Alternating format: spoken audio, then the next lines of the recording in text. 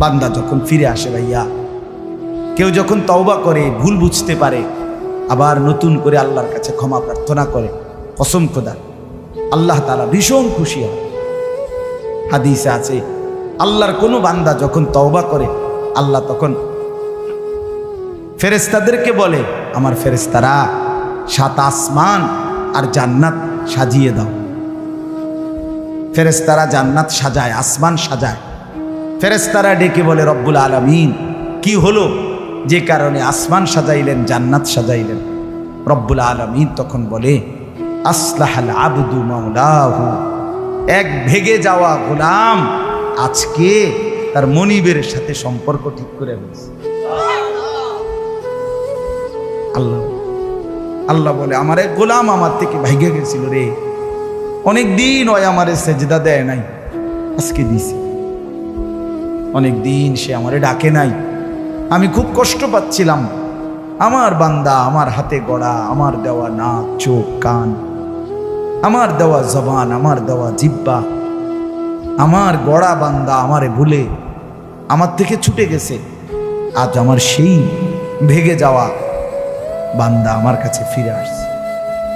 লাল্লাহু আশাদ্দু ফারাহান বিতাওবাতি আবদি, নবী সাল্লাল্লাহু আলাইহি সাল্লাম বলেন, আল্লাহ তাআলা ভীষণ খুশি হয় বান্দা যখন তওবা করে। এজন্য যুবক ফিরে আসো, নওজোয়ান ফিরে আসো, নিজের ক্ষতি করো। আমি প্রত্যেক দিন বলি ভাইয়া, তুমি মরে গেলে হ্যাঁ পৃথিবীর কিচ্ছু আসবে, এই বন্ধুরা ধোকা ধোকা। একটা ফোলা ফাইন, তুমি মরলে খানা বন্ধ করতে হবে, কসম খোদা। তুমি লিখ কেন, তোমার একটা ফ্রেন্ড এক লগে যদি বইয়ে বইয়ে বিড়ি খায়, তোমার লগে গাঞ্জা খায়, ফুটটা খায়, বাবা খায়, মদখোর, গাঁজাখোর, একসাথে বইয়া উলঙ্গ ছবি দেখো, ওই জানোয়ারে জিজ্ঞেস করো বলে, আমি মরলে আমার ঠ্যাংটা ভাঙলে তুই একবেলা খানা বন্ধ রাখবি। কথা বুঝেন নাই? ধোকা ধোকা, এগুলো ধোকা। আর কেউ থামবে না। আরে আপন বাপ মরলে যেই সন্তানরা দিনের বেলা দাফন কাফন করছে, তারা কি সেই সন্তানরা, আপন সন্তানরা রাতের বেলা ভাত খায় না? কথা বলেন না কেন? পাশের ঘর থেকে খানা রান্দাইয়ে আরো বেশি খায়, আরো একটু গোস্ত লাও, যেই কান্দাটা তুমি কাঁদছো আজগা। কি ভাইয়া? তাইলে আপন বাপ, তারপরেও তো সন্তান খানা খায়, তোমার লেগে কাঁদবে কে? এর জন্য পৃথিবী আমাদের কারো জন্য থামবে না ভাইয়া, থামবে না। সামনের গাড়ি অ্যাক্সিডেন্ট করে, পেছনের গাড়ি অপেক্ষা করে না, পাশ কাইটা কাইটা চলে যায়। জ্যাম বাজ্যা গেলে আরো চিৎকার শুরু করে, আরে লোক মরে গেছে, আরে মরলে মরুক বেটা, রাস্তা ক্লিয়ার করতে কম। ঠিক কিনা বলেন না কেন? ধরে বেটা বেটা কেডা মরছে না মরছে বেটা, এর লেগে বুঝি মানুষের রাস্তা আটকায় রেখে, মানে এই যুক্তি দেখা। তাহলে কেডা মরছে না মরছে মানে তোর মতো এক মানুষ মরছে। ঠিক কিনা বলেন না? তোর মতো এক সুস্থ সবল মানুষ মরছে বেটা, যে একটু আগে হাত নাড়তো, পা নাড়তো, সেই মানুষটা এখন রক্তে ভাসতেছে বেটা। পাত্তাও নাই, কিসের সময় কাম, কার হাতে সময়? সবাই মেশিনের মতো, যন্ত্রের মতো দৌড়াইতেছে। রাস্তায় দেখেন না সিএনজি, অটো, কি করে সবাই, কারো হাতে সময় নেই। ঠিক কিনা বলেন? কে কাকে ঠেলিয়া যাবে, কারো হাতে সময়, কে কার জন্য থামবে। এই জন্য তুমি নষ্ট হয়ে গেলে বন্ধু, কেউ তোমারে ফিরাবার নাই। তোমার জন্য ভাববে কেউ, ডাকবে কেউ, কাঁদবে কেউ নাই। আরে আপন মা বাপের তো খবর নাই এখন। চারিদিকে হত্যা, খুন, ধর্ষণ, নির্যাতন, পরকীয়া, স্বামী থাকতে স্ত্রী অন্য নারীতে আসক্ত, স্ত্রী থাকতে পুরুষ অন্য নারীতে আসক্ত। কি পরিমাণ বেড়ে গেছে, কি পরিমাণ অসভ্যতার অস্থিরতা বেড়ে গেছে।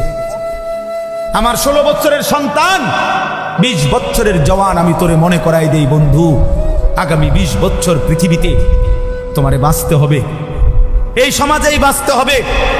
তুমি এই পৃথিবীর থেকে চাঁদের দেশে যাইতে পারবা না। তাহলে এই সমাজে তোমার মা আছে, তোমার বোন আছে, তোমারও একটা ছোট বোন আছে। এই সমাজে তুমি যাকে আজ হোক কাল হোক বিবাহ করবে, তাহলে এই নারী যদি পবিত্র না থাকে, তোমার মেয়ের নিরাপত্তা কোথায়? তোমার বোনের নিরাপত্তা কোথায়? আগামী দিনে যে তোমার স্ত্রী হবে তার চরিত্রের পবিত্রতা কোথায়? তোমরা সবাই যদি মাতাল হয়ে যাও, তোমরা সবাই যদি মনে করো শাহওয়াত, নারী, ছবি, অস্থিরতা, বেহায়াপনা এরই নাম জীবন, তাহলে এই সমাজেই তো বাঁচতে হবে তোমরা, এই সমাজেই তো বাঁচতে হবে তোমরা।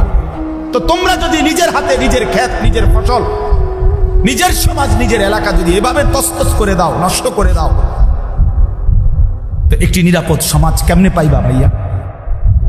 কে এনে দিবে উত্তম সমাজ? কে এনে দিবে? 9 বছরের মেয়ে বাচ্চা যদি নিরাপত্তা না পায় যেই দেশে, সেই দেশে অধঃপতন কোথায় গেছে? অধঃপতন কোথায় গেছে বলেন? অসহায় কোন ইমাম মুয়াজ্জিনকে কোনোভাবেই কোন জালেম শেষ পর্যন্ত কোনোভাবেই কোন ইমাম মুয়াজ্জিনকে বেইজ্জতি তো করতে পারবে না। ঘটনার পিছনের সত্যতা আজ কিংবা কাল বের হবেই, এটাই সত্য, এটাই নিশ্চিত, এটাই নিশ্চিত। মুসলমানের এই সন্তান আমাদের সন্তান, এরা আমাদের ছেলে। 16 বছর, 14 বছর, 18 বছরের বাপ, মুসলমানের বাচ্চা লাগাম ছাড়া এক জিন্দেগি যাপন করতেছে। মা, বাবা, অভিভাবক, এলাকার মানুষ, কারো কোনো তত্ত্বাবধান বলতে কিচ্ছু নাই। একটা মোবাইল আর ছেলেটা নিজে জন্তু জানোয়ারের মতো জিন্দেগি কাটাইতেছে। নিজের মতো খায়, নিজের মতো চুল রাখে, নিজের মতো জামা পরে, সারা রাত উলঙ্গ ছবি দেখে, অনলাইনে লাখ লাখ টাকা জুয়া খেলে, মেয়ের পিছনে ঘুরে উলঙ্গ দৃশ্য দেখে। এটা জানোয়ারের জিন্দেগি ছাড়া অন্য কোনো জীবন হতে পারে না বেটা। এটা মানুষের বাচ্চার জীবন নয়, এটা মুসলমানের সন্তানের জীবন নয় বেটা। মুসলমান এত পাগল না, মুসলমান এত ছাগল না। আজকে আমি জুমার নামাজে যাইতেছি, আমার এলাকার বাজার, গরু বাজার, আমি নিজ চোখে দেখছি, এখানে আল্লাহর কসম, আমার নিজ চোখে দেখছি ছাগল বাজারের মধ্যে যে ছাগলটি উঠছে, ওমা 3-4টা মানুষরূপী ছাগল আইটা ছাগলটির ভিডিও করতে। ওইটা কি ছাগল? তোরে কি কামড়াইছে? তোরে কোন শয়তানে কামড়াইছে? তোরে তুই ছাগল উড়াস কীর্তি বলে? একের কসম আল্লাহ, আমি নিজ চোখে দেখছি। আপনি বলেন না, ইনসাফের কথা বলো ভাই, তোমরা বলো ভাই, এটা কি? এই গরু বাজারের ছাগল, এগুলো তুই ছাগল, তুমি এক ছাগল না? তুমি এগুলো কেন উঠাচ্ছ? এতটুকু এহসাস, এতটুকু বিবেক তো থাকবে। আমি কি করছি, আমি কি করছি সারাটা দিন? এটা কি জীবন মিয়া? সারাটা দিন মোবাইল, সারাটা দিন নারী, ছবি, নাচ, গান, উলঙ্গ দৃশ্য, সারাটা রাত জিনা বেবিচারের দৃশ্য। হায় রে মুসলমানের বাচ্চা, হায় রে বাপ, কে তোরে আল্লাহ চিনাইবে? বাপ, কে তোরে মালিক চিনাইবে? 365 দিনে, খোদার একটা বছরে তুমি কোনোদিন ফজরের নামাজ পড়ো না বন্ধু? কেউ কি নাই তোমার যে তোমার মনে করাই দিবে যে তোমার একজন আল্লাহ আছে, কবর আছে, আখিরাত আছে? আহা, মা কোথায়, বাবা কোথায়? কেউ তার প্রতি কোনো মায়া নাই। ছেলেটা নষ্ট হয়ে যাইতেছে, চরিত্রহীন হয়ে যাইতেছে, চোখের সামনে একটা সুন্দর জীবন শেষ হয়ে যাচ্ছে, কারো কোনো আফসোস নেই। আফসোস, নারী দেখতে দেখতে, ছবি দেখতে দেখতে, বন্ধুদের আড্ডা দিতে দিতে ছেলেটা শেষ হয়ে যেতেছে। আমরা বুঝি না বাপ, তোমাকে চেহারা দেখলেই তো বোঝা যায়, চুল দেখলেই তো বোঝা যায়, তোমাদের সুরত দেখলেই তো বোঝা যায় কয়জন নামাজ পড়ো আর কয়জন পড়ো না। বোঝা যায় না বাপ? বেনামাজি দেখলেই তো চেনা যায় বন্ধু, বেহায়া দেখলেই তো চেনা যায়, দুশ্চরিত্র দেখলেই তো চেনা যায়, অসভ্যরে দেখলেই তো চেনা যায়, নির্লজ্জ বেহায়াকে দেখলেই চেনা যায়।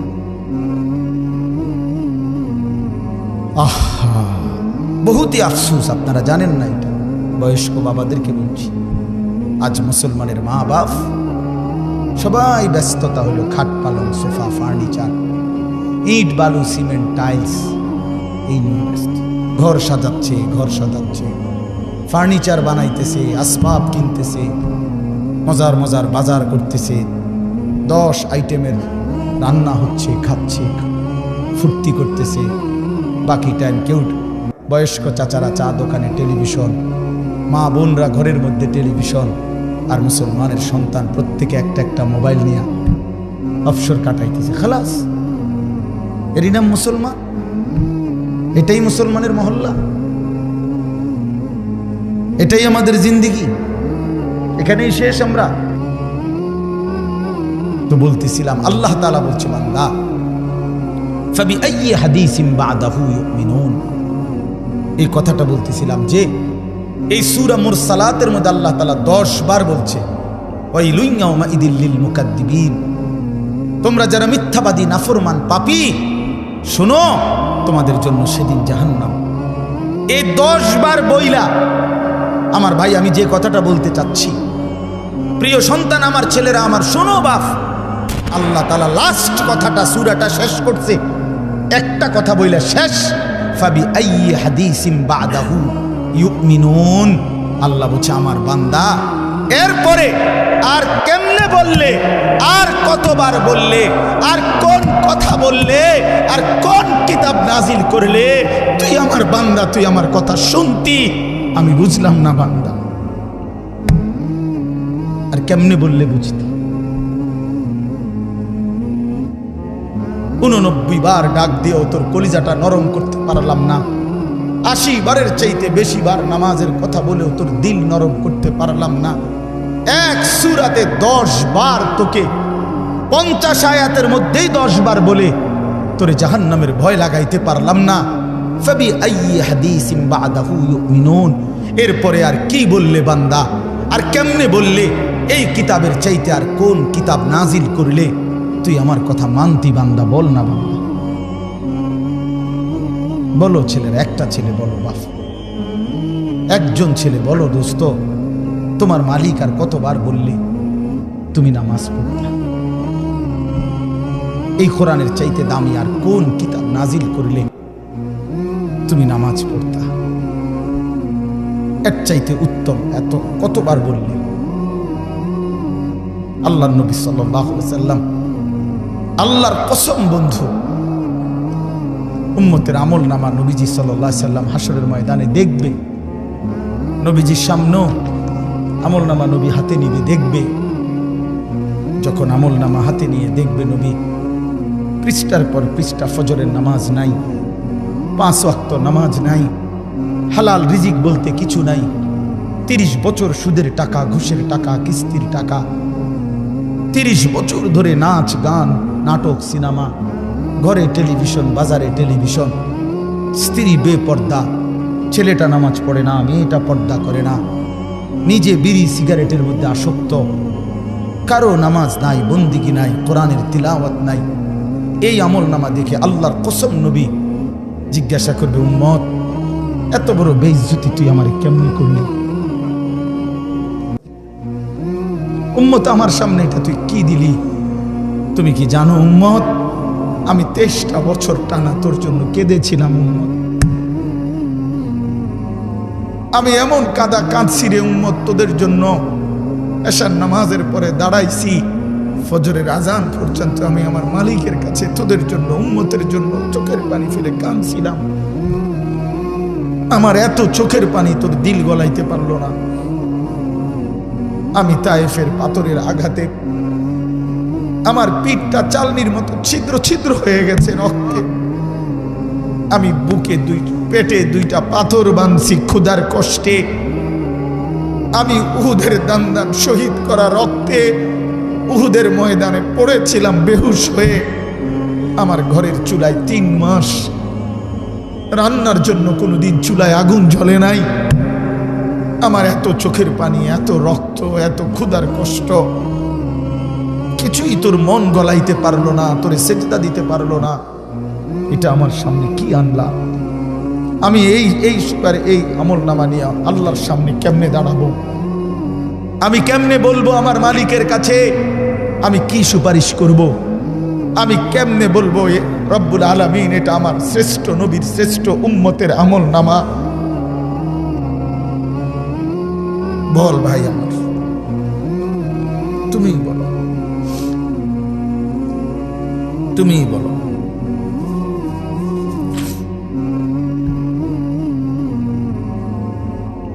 এত বিপুল পরিমাণ মুসলমান আমরা, 92% চাইতে বেশি মুসলমান আমরা, অথচ তারপরেও ইসকনের উগ্র হিন্দু সন্ত্রাসীরা আমার মুসলমান ভাইয়ের জবাই করে ফেলছে, রক্ত লাল করে ফেলছে জমিন। এতটা সাহস এই জমিনে কেমনে হলো? আমাদের ঈমান কোথায়? আমাদের হিম্মত কোথায়? আমাদের আওয়াজ কোথায়?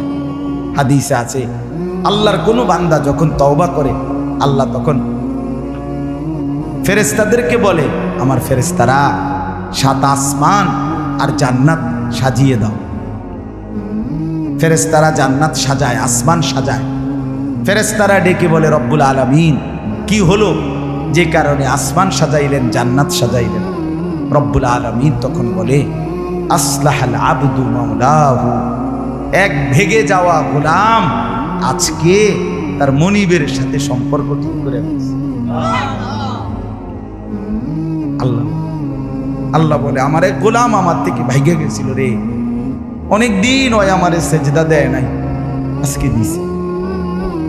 অনেকদিন সে আমারে ডাকে নাই, আমি খুব কষ্ট পাচ্ছিলাম। আমার বান্দা আমার হাতে গড়া, আমার দেওয়া নাক চোখ কান, আমার দেওয়া জবান, আমার দেওয়া জিহ্বা, আমার গড়া বান্দা আমারে ভুলে আমার থেকে ছুটে গেছে। আজ আমার সেই ভেগে যাওয়া বান্দা আমার কাছে ফিরে আসছে। লাল্লাহু আশাদ্দু ফারাহান তাওবাতি আবদি, নবী সাল্লাল্লাহু আলাইহি সাল্লাম বলেন, আল্লাহ তাআলা ভীষণ খুশি হয় বান্দা যখন তওবা করে। এজন্য যুবক ফিরে আসো, নওজোয়ান ফিরে আসো, নিজের ক্ষতি করো। আমি প্রত্যেক দিন বলি, ভাই তুমি মরে গেলে হ্যাঁ পৃথিবীর কিচ্ছু আসবে। এই বন্ধুরা ধোকা ধোকা, একটা ফোলা ফাইন তুমি মরলে খানা বন্ধ করতাম, কসম খোদা তুমি লিখে দাও। তোমার একটা ফ্রেন্ড এক লগে যেটি বইয়ে বইয়ে বিড়ি খায়, তোমার লগে গাঞ্জা খায়, ফুটটা খায়, বাবা খায়, মদখোর গাঁজাখোর, একসাথে বইয়া উলঙ্গ ছবি দেখো। ওই জানোয়ারে জিজ্ঞেস করো বলে, আমি মরলে আমার ঠ্যাংটা ভাঙলে তুই এক বেলা খানা বন্ধ রাখবি? কথা বুঝেন নাই? ধোকা ধোকা, এগুলো ধোকা। ওরা কেউ থামবে না। আরে আপন বাপ মরলে যেই সন্তানরা দিনের বেলা দাফন কাফন করছে, তারা কি সেই সন্তানরা, আপন সন্তানরা রাতের বেলা ভাত খায় না? কথা বলেন না কেন? পাশের ঘর থেকে খানা রান্দাইয়ে আরো বেশি খায়, আরো একটু গোস্ত লাও, যেই কান্দাটা তুমি কাঁদছো আজগা কি ভাইয়া? তাইলে আপন বাপ, তারপরেও তো সন্তান খানা তোমার লেগে কাঁদবে কি? এর জন্য পৃথিবী আমাদের কারো জন্য থামবে না ভাইয়া, থামবে না। সামনের গাড়ি অ্যাক্সিডেন্ট করে, পেছনের গাড়ি অপেক্ষা করে না, পাশ কাইটা কাইটা চলে যায়। জ্যাম বাজ্যা গেলে আরো শিক্ষার শুরু করে, আরে লোক মরে গেছে, আরে মরলে মরুক বেটা, রাস্তা ক্লিয়ার করতে কম। ঠিক কিনা বলেন না কেন? ধরে বেটা বেটা কেডা মরছে না মরছে বেটা, এর লেগে বুঝি মানুষ রাস্তা আটকায় রেখে, মানে এই যুক্তি দেখা। তাহলে কেডা মরছে না মরছে মানে তোর মতো এক মানুষ মরছে। ঠিক কিনা বলেন না? তোর মতো এক সুস্থ সবল মানুষ মরছে বেটা, যে একটু আগে হাত নাড়তো পা নাড়তো, সেই মানুষটা এখন রক্তে ভাসতেছে বেটা, পাত্তাও নাই। কিসের সময়? কার হাতে সময়? সবাই মেশিনের মতো, যন্ত্রের মতো দৌড়াই গেছে। রাস্তায় দেখেন না সিএনজি অটো কি করে সবাই, কারো হাতে সময় নেই। ঠিক কিনা বলেন? কে কাকে ঠেলিলা যাবে, কারো হাতে সময়, কে কার জন্য থামবে। এই জন্য তুমি নষ্ট হয়ে গেলে বন্ধু, কেউ তোমারে ফিরাবার নাই। তোমার জন্য ভাববে কেউ, ডাকবে কেউ, কাঁদবে কেউ নাই। আরে আপন মা বাপের তো খবর নাই এখন, আপন বাপ সাইয়া রইছে, দেখে তার ফুতে আজকে 6 বছর 9 বছর এক ওয়াক্ত নামাজ পড়ে না, এবড়া বই বই বিড়ি খায়, বন খায়, চা দিয়া ভিজাইয়া খায়। এবারটার মাইথ না চাইতাম নামাজ পড়লে পড়ছে, না পড়লে রাতের ব্যাপার। বাবুরে টেহা দনে দিছে, টাকা দিলে খালাস। যদি সুদে টাকা দেয় বাপের কোনো অসন্তুষ্টি নেই, আর যদি টাকা না দেয় এবড়ার গজবে আল্লাহর আরশ কাঁপে। ফুতের উপরে লানত দিতে দিতে, অভিশাপ দিতে দিতে শেষ। কারণ টাকা দেয় না, টাকা দেয় না, পুরা গ্রাম হাইটা হাইটা। তখন মানুষের কাছে বদনাম, এই ফোলাগারে মানুষ করছি আমি, এই ফোলার লাইগা জীবন যৌবন শেষ করছি, 12 লাখ টাকা সুদে লইয়া তারে আমি নিজে বিদেশ পাঠাইছি। কত বড় নিয়ামতের কথা। বেশরম মানুষ সুদে টাকা লইয়া আবার মানুষের দ্বারে কম, এত বড় হারাম কইরা আবার কইতেছ, হ্যাঁ 12 লাখ টাকা দিয়ে ফোলা বিদেশ পাঠাইছি আমি, কিস্তি লইছি আমি, সুদে লইছি আমি, আর অন ফোলাগা একটা টাকা দেয় না। তার মানে সম্পর্কটা হয়ে গেছে এখন টাকা পয়সার মধ্যে। আখেরাত কোথায়? আখেরাত কোথায়? আমার মা বলছিলেন, আজীবন আমার আব্বা বলতেন, আলহামদুলিল্লাহ আমার আব্বা, আমরা 5 ভাই মাদ্রাসায় পড়ছি, 5 ভাই আলেম হয়েছি। আব্বা আজীবন বলতেন, আমার স্বপ্ন আমার ছেলেরা 5 জন আলেম হবে, আমার কবরের পাশে চারদিকে আমার ছেলেরাই আমার। এই বছর আমরা ঈদের 2 দিন পরে বাবার কবরের সামনে মসজিদে গ্রামে মাহফিল করছি। আমি বয়ান করছি, আমার বড় ভাই বয়ান করছে, আমার ছোট ভাই বয়ান করছে, আমার আব্বার। আমরা 5 ভাই 3 বোন, আমাদের ছেলে মেয়ে মিলে, আর আমার মা বাইচা আছে, আমরা 45 জন। আমার বাবার মা সহ, মা ছাড়া 44 জন, মা একজন 45, একের গুণা 45, আলহামদুলিল্লাহ। একেবারে 45 জনের ছোট বাচ্চাটাও, একবারে 2.5 বছরের বাচ্চাটাও আলহামদুলিল্লাহ আল্লাহর নাম বলতে পারে। দুনিয়া আল্লাহ তাআলা এভাবেই সাজিয়েছেন, সুখ আর দুঃখের মিশ্রণ। আমরা ছোটবেলায় বাংলা বইতে পড়ছি, মেঘ দেখে তুই করিস নে ভয়, আড়ালে তার সূর্য হাসে। তার মানে অন্ধকার দেখে, পেরেশানি দেখে, অস্থিরতা দেখে হতাশ হইও না, একটু পরেই তোমার জন্য সুখ আনন্দ আসতেছে। ফাইন্না মাআল উসরি ইউসরা। আল্লাহ তাআলা বলছে, বান্দা আমি যদি কোনো কিছু কঠিন বিপদে দেই তো শোনো, একটু পরে আবার সহজতা আরামও দেব। এজন্য দুনিয়া দিল লাগানোর জায়গা না, দুনিয়া নিয়েই শুধু তৃপ্ত হও। ওই ছেলে কথা বলবা না,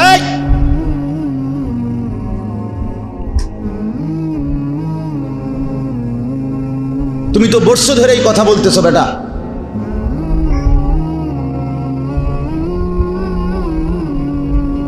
অসুবিধা হইলে বাইরে ঘুরো, খিচুড়ির টাইমে আইসো।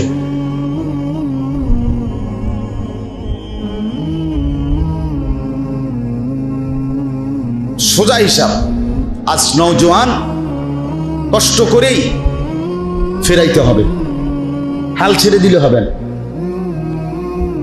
হাল ছেড়ে দিছি আমরা সবাই, হাল হইতো না। হুজুর সমাজের অবস্থা খুব খারাপ, অনার আর সম্ভব। আশ্চর্য, এটা কি ওহী আসছে? এটা কি ওহী আসছে? জিবরাইল বলে গেছে যে আর সম্ভব না? কথা বলেন না, এরা আমাদের সন্তান, এদেরকে বদলাবে কে? তাইলে জিবরাইল। তাইলে হাল ছেড়ে দেব কেন? আমরা হাল ছেড়ে দিছি। চোখের সামনে আপন ছেলে নামাজ পড়ে না, বাবা মা হাল ছেড়ে দিছি। আর কি করব? মেয়ে পর্দা করে না, আমি কি করব? হুজুর বাপ হইলে হইছি আরই, আমি কি করব? আমার কি করার আছে? যখন যা চাইছে হুজুর সব দিছি, অন নামাজ পড়ে না, আমি কি করব? বাহ, হাল ছেড়ে দিছেন না রে বাবা। নূহ আলাইহিস সালাম 950 বছর পরে যখন আল্লাহ তাআলা ওনাকে 950 বছর, কিন্তু 950 টাকাকে বলে না। 950 টাকা আর 950 বছর এক কথা। 950 টাকা মানে তো 50 টাকা কম 1000। কিন্তু 950 বছর আমনের আমার বাপ দাদা 14 গোষ্ঠীর কয়জনের হায়াত একত্র করে লইব? একজন মানুষ, তিনি নবী, 950 বছর একটানা মানুষকে আল্লাহর দিকে ডাকছেন। এরপরেও যেদিন নৌকা ছেড়ে দিবে, তুফান চলে উঠছে, পানি উঠে গেছে, পানি দেখা যাচ্ছে, তুফানের বন্যার পানি, আল্লাহর গজবের পানি, তখনও কোরআনে আছে হযরত নূহ আলাইহিস সালাম তার ছেলেটাকে টানাটানি করছে। কেনান, যে ছেলেটা তখনও ঈমান আনে নাই, তারে বলছে ইয়া বুনাইয়ার কাম মা'ানা, হে আমার সন্তান, বাপ আয় না, ঈমান এনে নৌকায় উঠে আয়। বাপ, পানি দেখা যাচ্ছে, ওয়াফারাত তান্নূর,